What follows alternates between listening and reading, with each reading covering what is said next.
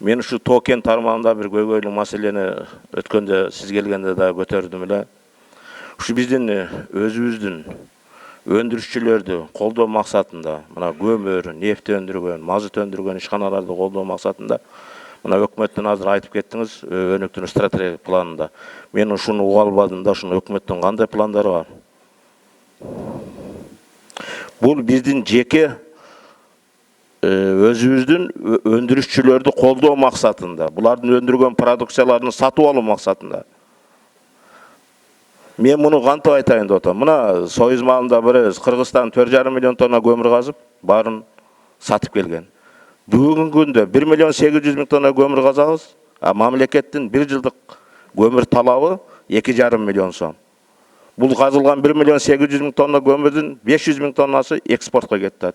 Bizde 1,3 миллион тонна көмір қалып атат. Бүгінгі күнде біздің ушу көмір өндірген ишканалар ушу көмүрүн дагы сата албай отурат. Кампаларда мына изилдесеңиздер болот. 700-800 000 тонна көмір жатат. Мен муну эмне менен айтайын дедим. Мына Кыргызнефтегаз ишканасы 1 жылда 43 000 тонна мазут өндүрөт.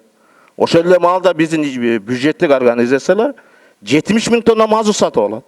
Бүгүнкү Кыргызнефтегаз ишканасы ошол мазутун сата албай отурат. Кандай бул өкмөт жактан кандай жардам болот? Кандай колдоо болот? Мен ушуну уккум келет эле.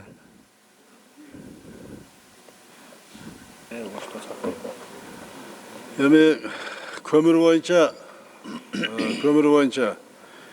кийинки жылы мына ТЭЦ Бишкек бүтчө толугу менен 1,2 миллион тонна тең жергиликтүү көмүр алынат.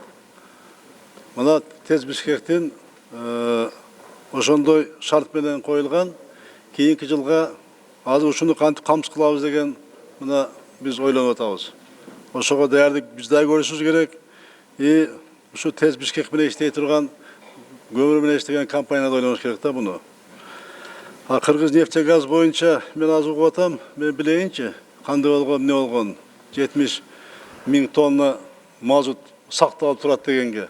Бирок эми Кыргызнефтегазда иштеш керек. Анан эми өндүрүштү бирөөнү колдоп, анан кийин алгы сатып ал, анан бирөөнү сатып алба дегенге бизде андай мүмкүнчүлүк жок. Бизде ЭСтин уже шарт ЭСтин немесине киргенден кийин, мүчөсү болгондон кийин баардыгына тең ишканаларга бирдей шарт түзүлөт.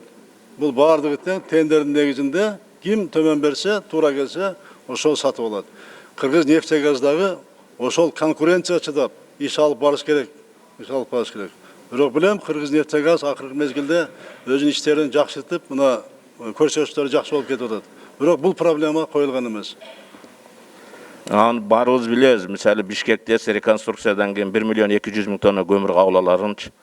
Менин дагы суроомда, ошо көмүрлөрдү кайсы көмүр бассейндеринен алынат? Анан мундайда 1 жылда эле бул көмүр өнөр жайы бул, мисалы швейный фабрика эмес, завод эмес. 1,2 миллион тоннаны көмүрдү мен айтайын сизге. Колдоо болбосо эмки жылы бере албайт эч ким. Аны постепенно көтөрүш керек эле да. Андай болгон жок. Мына быйыл бар болгон 400 000 тонна көмүр алып атса, былтыр